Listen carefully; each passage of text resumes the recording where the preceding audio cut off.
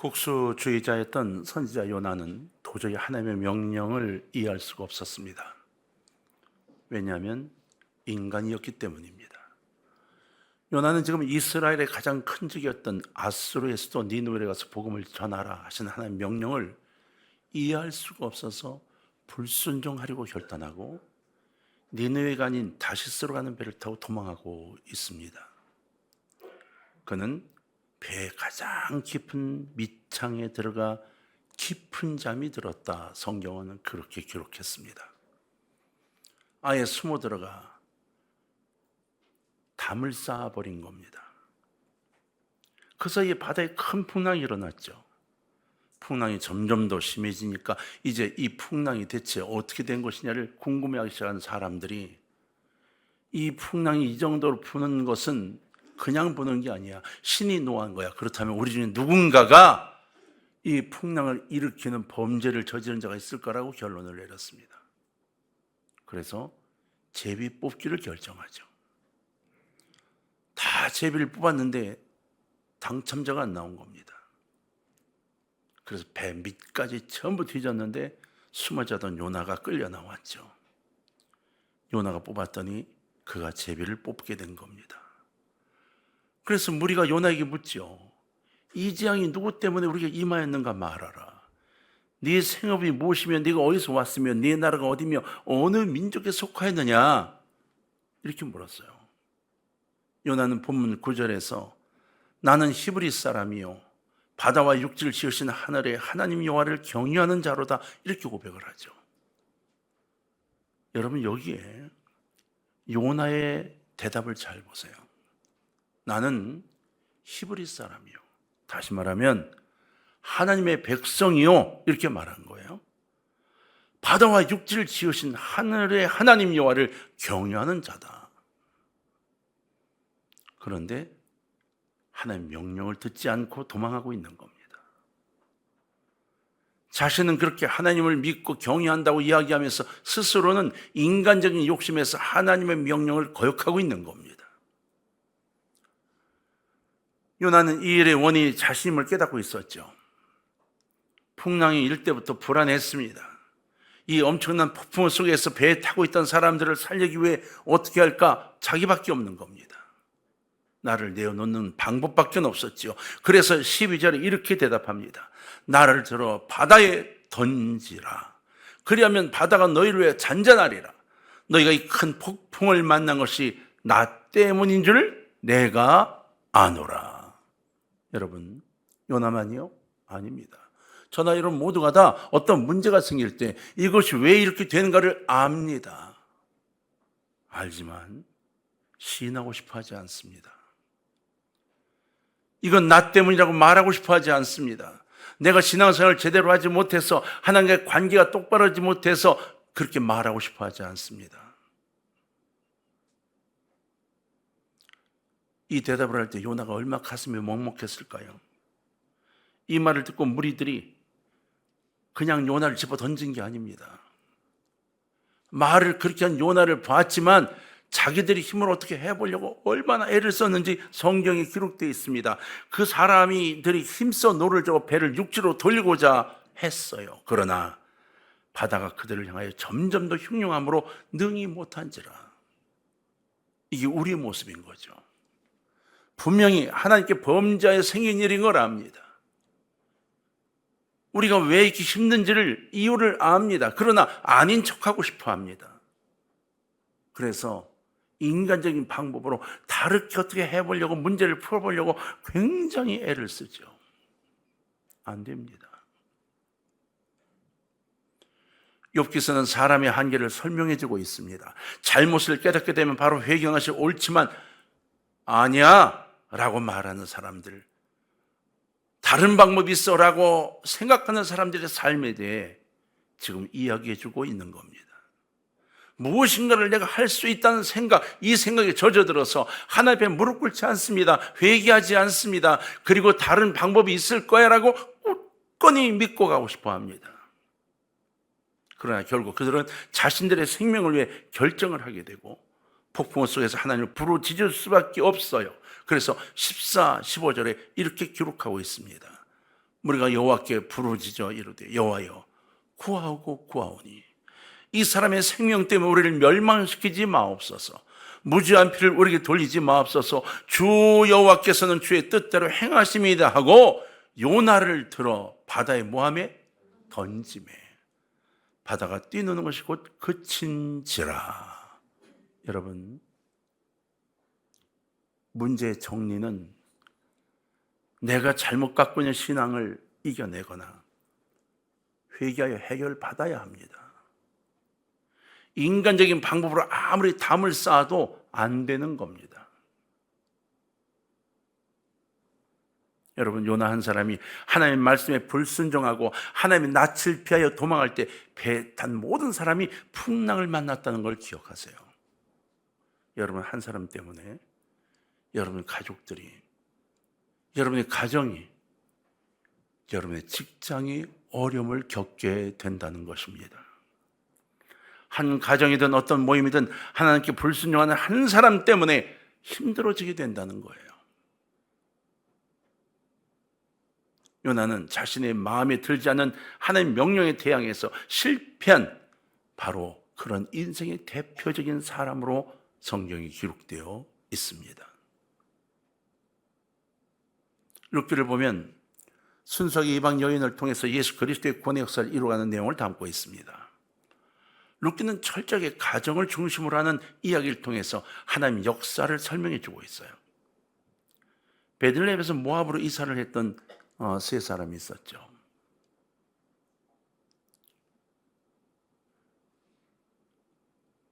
아들과 어머니 이야기만 남편은 빼고 해도 결국은 그들 모두가 베들레헴에서 모압으로 이사했다 돌아오면서 큰 변화들을 겪게 됩니다. 오늘은 이제 모압에서 베들레헴으로 돌아오려고 하는 세 여인의 이야기를 중점으로 좀 하려고 합니다. 갈 때 가족 중에 남자는 다 죽었습니다. 그리고 결혼을 시킨 아들의 아내, 곧 며느리 둘만 남아서 과부 셋이 사는 집이 되고 말았습니다. 그들이 이제 고향으로 돌아오려고 하고 있는 거예요. 그런데 왜 하나님이 이 세 여인을 과부로 만드셨을까요? 육신의 신앙을 다 죽이고 그 가운데 가장 믿음이 좋은 롯을 통해서 장차 오실 그리스도를 신랑으로 맞이하는 신비한 내용을 계시해 주고 있는데 여기에 실은 연결고리를 여러 개를 가지고 나눠 볼 수 있는 멋진 이야기들이 들어있어요. 연극을 만들어도 멋있고 드라마를 만들어도 멋있죠. 근데 그 속에 숨어있는 내용이 들어있습니다. 바로 나오미를 중심으로 보면 나오미가 갖고 있는 생각의 변화와 그 삶인 거예요. 룻기 1장 6절로 13절까지의 그 내용을 보면 육신에 속한 신자, 이 성도가 뒤에 있는 나오미, 그 나오미에 대해 이야기를 전개하고 있습니다. 실패한 신앙인 나오미, 그는 왜 실패했다고 성경은 말할까요? 모압으로 가서요? 아닙니다. 전체 삶에서 그는 실패한 인생을 살았어요. 자, 정리를 좀 해볼까요? 나오미는 육신의 소욕을 따 행했던 여자 중에 하나입니다. 이스라엘에 가뭄이 들었습니다. 가뭄이 들어 그 남편과 함께 나오미는 아들들을 데리고 모압으로 이사합니다. 자기의 집을 놔두고 모압으로 이사하는 거예요. 왜? 흉년이 들지 않은 땅으로 찾아간 겁니다. 근데 그곳에서 남편을 잃습니다. 아들들도 죽습니다. 결혼을 다 시켰는데 아들이 죽고 나니까 새 과부만 남습니다. 새 과부가 살아가기가 너무 힘이 든 상태가 된 거죠. 여기에 하나님이 나오미를 통하여 우리에게 보여주신 뜻이 있습니다. 신앙인을 크게 분류하면 성령이 주관한 그리스도인과 육에 속한 그리스도는 나눌 수 있다고 하죠. 자연인을 빼고 얘기하더라도 성령에서 주관하시는 성도는 사나 죽거나 하나님 뜻대로 살려고 하는 성령이 충만한 성도를 이야기해요. 육신에 속한 그리스도인은 하나님을 믿는다고는 하지만 하나님을 온전히 따르지 않습니다. 내 즐거움, 내 이익, 그리고 내가 갖고 있는 생각을 먼저 쫓습니다. 하나님 우리에게 원하시는 게 있었죠. 바보같이 살아라. 그냥 순수하게 바보같이 살아. 순종하며 살아. 이걸 우리에게 원하셨어요. 근데 우리는 내가 머리가 있거든요. 내 생각이 있고 내가 들은 많은 풍월이 있어요. 하나님 잠깐만요. 그건 아닌 것 같아요. 라고 결정을 우리가 한다는 거죠. 나오미의 가족은 그렇게 결정한 겁니다. 그러면 원래 나오미 가족이 살던 그 동네 베들레헴에 있는 많은 사람들은 그런 생각을 하지 못해서 떠나지 않았을까요? 그들은 그런 생각을 할 수 없어서 머리가 나빠서 떠나지 않았을까요? 아니에요. 여기가 하나님 주신 터전이니까. 기도하면서 이곳에 있으라고 하니까 있었던 거죠. 요나도 마찬가지였어요. 하나님, 다시스로 가도 되겠습니까? 묻지 않았어요. 마침 다시스로 가는 배가 있으니 얼른 올라타면서 하나님 뜻이야 라고 내가 결정해버리고 만 겁니다. 그래서 그 풍랑으로 수많은 사람들이 죽음을 목전에 두게 만든 거예요.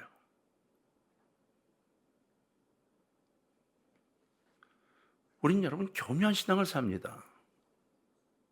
함께 기도하고 함께 나가야 할 곳에 싹 빠져버리죠. 수많은 이유를 댑니다. 일이 잘 되면 나도 거기 같이 껴서 잘 됐어요 라고 말하지만 일이 안 되면 나는 아니야 라고 빠져나오고 싶어 해요. 근데 하나님 우리에게 미스바 구국기도처럼 다 모여 기도하라고 요청하시는데 우린 교묘하게 살아가는 인생을 살아갑니다. 좀 더 정리하면 어떤 때는 그리스도인이 됩니다. 어떤 때는 그리스도인이 아닌 사람이 됩니다. 직장에서 많은 사람들이 나를 가리켜 저게 교회를 다니니 내가 교회를 안 다녀라는 소리를 듣는 대상이 됩니다. 내 귀에 들리지 않기 때문에 내가 당당한 것처럼 하고 살아가지만 하나님은 다 듣고 계십니다. 나오미가 성육에 주관하시는 성도였다면 아마 흉년이든 베들레헴을 떠나지 않았을 겁니다. 나는 죽어도 여기서 죽고 살아도 여기서 살 거야 결심했을 거예요. 기도해보고 움직였을 겁니다. 그런데 그렇지 않았습니다. 이사가기로 결정한 남편을 따라 길을 떠났습니다.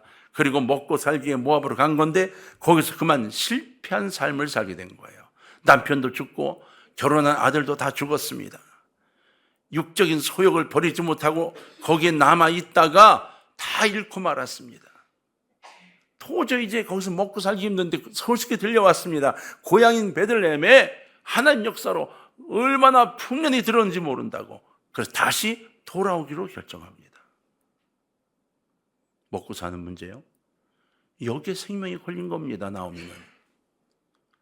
그걸 따라가는 거예요. 그래서 하나님이 준비하신 역사 속에 동참하지 못하는 겁니다. 나오미는 말씀을 따라간 게 아닙니다. 육신의 양식을 쫓아갔던 거죠. 그리고는 10년 모압 지방에 살다가 베들레헴으로 돌아오려고 할 때 우리는 멋진 기록들을 보는 게 아니라 가슴 아픈 기록들을 보게 돼요.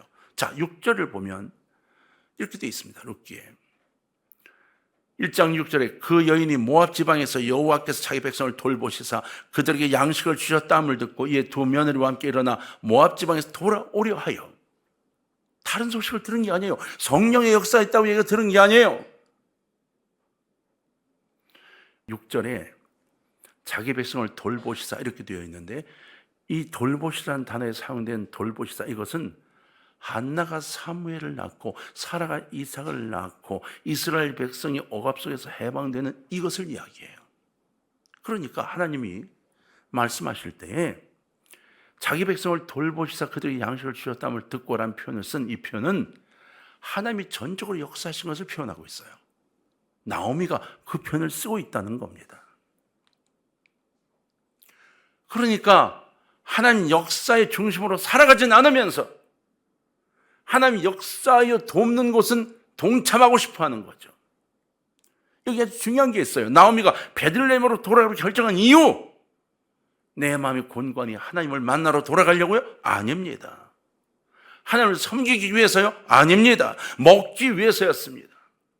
단지 먹을 것 때문에 돌아가겠다는 겁니다. 나오미가 베들레헴에 도착했을 때 마을 사람들이 나와서 나오미를 맞이했습니다. 여러분, 사람들이 다 피난간 게 아닙니다. 있던 사람들이 나오미가 왔다고 막 반가워했어요. 거기 다 남아 있었던 겁니다. 그들은 몇 년 힘들었지만 그 다음부터 하나님 역사로 풍성하게 살아가고 있었던 거예요. 모압으로 갔던 나오미의 가족만 남자를 다 죽게 하고 여자들만 돌아올 지경이 되고 만 겁니다. 그 중에도 두 며느리 중에 하나는 남고 하나는 떠났죠. 돌아온 목적, 내가 과거에 잘못했으니까, 내 신앙이 잘못됐으니까 이것을 고치기 위해 돌아온 게 아닙니다. 좀 더 먹을 수 있는 것, 좀 더 돈을 벌 수 있는 것, 좀 더 그럴 것 같아서, 그래서 예배를 드리는 이유, 하나님을 만나기 위해서가 아니라 예배를 드리면 돈을 더 벌 수 있을 것 같고 하나님이 병을 고쳐줄 것 같고 하나님이 역사하실 것 같아서 예배를 드리는 이 모습과 다를 바가 아무것도 없는 겁니다. 나오미의 신앙은 먹고 사는 문제 아주 예민한 신앙이었습니다. 그래서 나오미는 육에 속한 그리스도인이었던 거죠.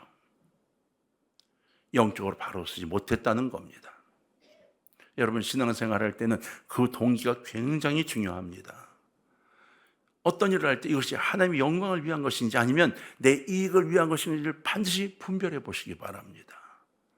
우리 나오미의 모습에서 먹을 것을 따라 움직이는 세상적인 성도의 모습을 볼 수 있습니다. 나오미는 육신적인 안일에만 관심을 가진 성도를 의미합니다.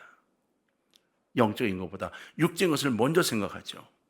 자기의 불행과 고난이 하나님의 징계인 것을 알면서도 중심으로 회개하지 않고 있는 거예요. 이게 나오미였어요.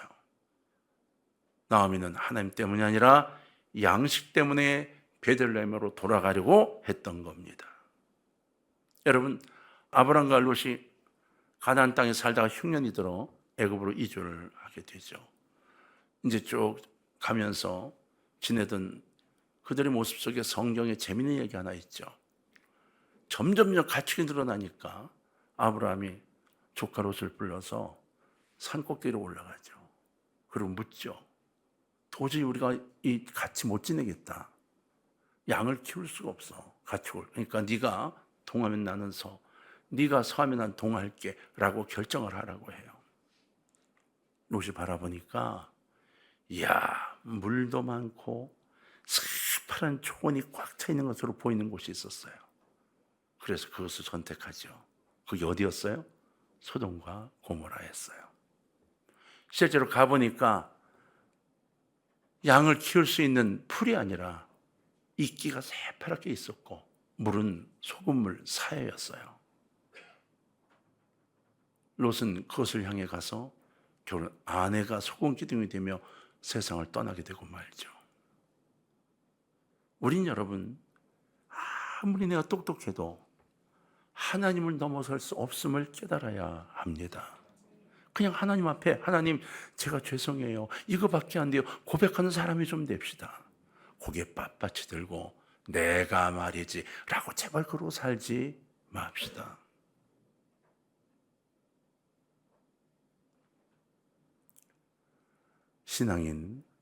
신앙인은 하나님이 내 안에 계신 사람들입니다. 룻기 1장 11절과 12절을 한번 보겠습니다. 나오미가 이르되 내 딸들아 돌아가라. 너희 어찌 나와 함께 가려느냐? 내 태중에 너희의 남편 된 아들들이 아직 있느냐? 내 딸들아 되돌아가라. 나는 늙었으니 남편을 두지 못할지라. 가령 내가 소망이 있다고 말한다든지 오늘 밤에 남편을 두고 아들들을 낳는다 하더라도, 이렇게 말했어요. 나오미가 얼마나 계산적인가 보세요. 나오미가 계속 두 며느리에게 돌아가라는 거예요. 베들레헴으로 가지 말고 니들 원래 고향으로 돌아가라는 겁니다. 나는 이제 나이가 많아서 재혼하기가 힘들어. 니들은 젊잖아. 젊고 아직 아리답잖아. 그러니까 니들을 원하는 남자들 있을지 모르니까 그 남자하고 살아. 그래야 먹고 살아 라고 이야기하고 있는 거예요. 먹고 사는 것, 먹고 사는 것, 먹고 사는 것, 돈. 나오미는 지금 여기 꽉 묶여 있는 겁니다. 여기 중요한 문제가 하나 있어요, 여러분. 이 두 여인은요, 며느리는 복받은 사람들이에요. 왜요? 지금까지 하나님을 몰랐어요. 그러다가 유대인 남자를 만나 결혼하면서 하나님이 누군지를 처음으로 안 거예요. 이걸 뒤집으면 이렇게 돼요. 여러분, 진짜 하나님을 모르던 여자가 그리스도인 집안으로 시집을 왔어요. 그래서 예수님을 알게 됐어요. 그래가지고 신앙생활을 시작해서 하나님을 만나기 시작했어요. 근데 그만 아들이 죽었어요. 남편이. 그랬더니 시어머니가 불러서 뭐 권사님도 집사님도 좋아요. 불러가지고 얘야, 내가 아들이 죽었는데 네가 며느리 우리 집 계속 있으면 어떡하니? 그렇지? 네 인생을 네가 해야 되니까 가서 딴 사람 만나 살아. 어머니, 저는 하나님 만나고 하나님하고 사는 게 너무 좋아요. 네가 몰라서 그래. 먹고 사는 게 얼마나 힘든지 몰라서 그래. 가. 예수 안 믿어도 좋으니까 가서 돈 많은 남자 만나. 내쫓는 거하고 똑같은 겁니다, 지금. 나오미는 그렇게 며느리들을 내친 거예요. 아주 배려가 있는 여인처럼 보이죠. 그러나 아닙니다. 신앙의 눈으로 볼 때 그녀는 거짓 신앙인인 겁니다. 나오미는 아마 모압 땅에 잠깐 거하려고 했던 것이 아닌 것 같아요. 두 아들을 그 땅에서 결혼시켰거든요. 자리 잡으려 했지만 아들들이 죽고 나니까, 남편이 죽고 나니까 먹고 살 길이 막연히 돌아온 거잖아요. 솔직하게.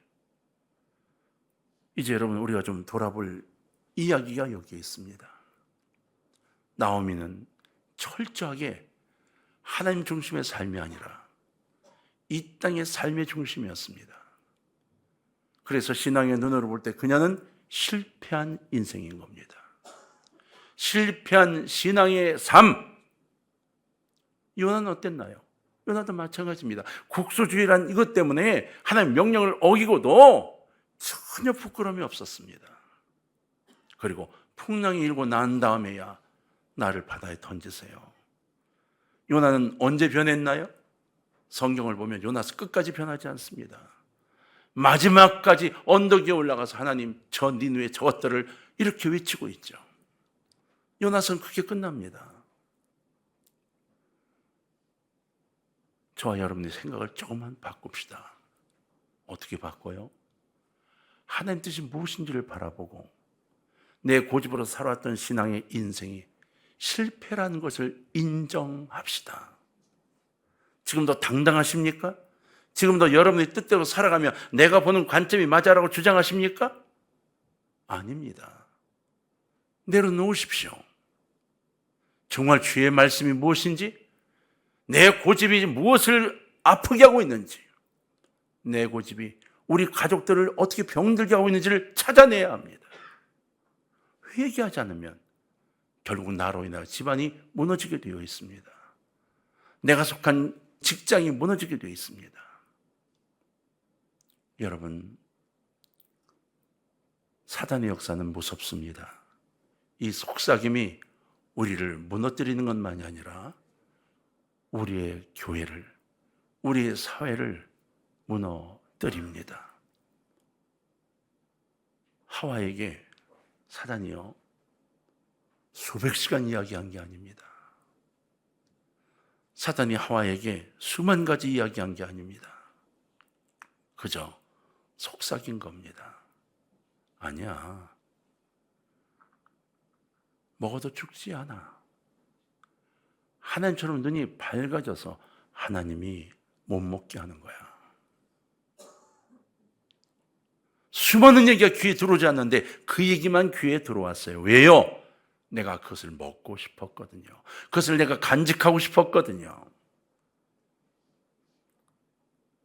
너희가 결코 죽지 아니하리라. 너희가 그것을 먹는 날에는 너희 눈이 밝아져 하나님과 같이 되어 선악을 할 줄 하나님이 아심이니라. 여러분, 신앙의 실패자라는 생각이 혹시 드시지 않습니까? 그렇다면 돌아서야 합니다. 주님께로 돌아서야 해요.